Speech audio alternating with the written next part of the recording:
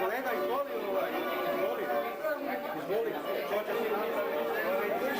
će si napraviti sendvič od sira i malo kulina. Da.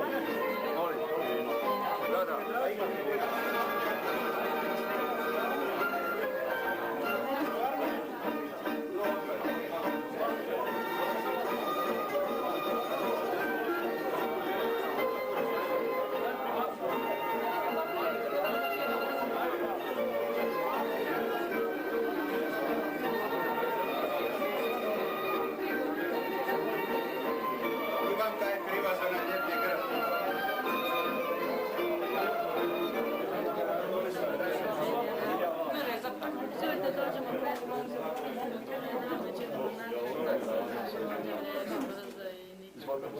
Ovako dok je ova pauza između muzike i sve te drugi stvari, pozdravljam vas, drago mi je da ste i ovdje, ne samo u crkvi što ste direktor posla, tamo sam vas pozdravio.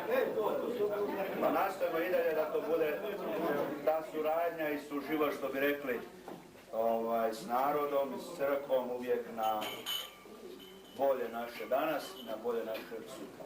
To je uvijek bilo, crkva je vodila nekako naš narod i kad je bilo najteže i onda kada je bilo, opet kada se slavilo, crkva je bila dobro mi došlo. Ne morate više bojati ići na glavni ulaz, Beni. Neki su dolazili na ovaj ulaz pokrajni, jer ne bi vidjeli ovdje.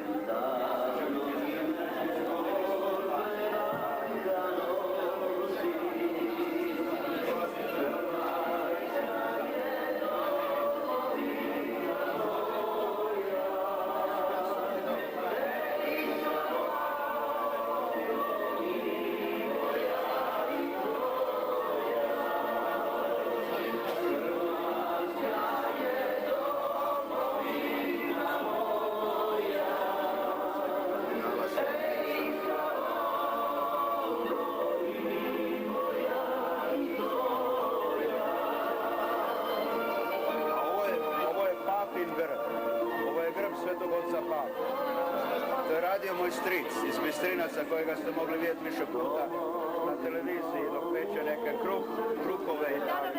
Da.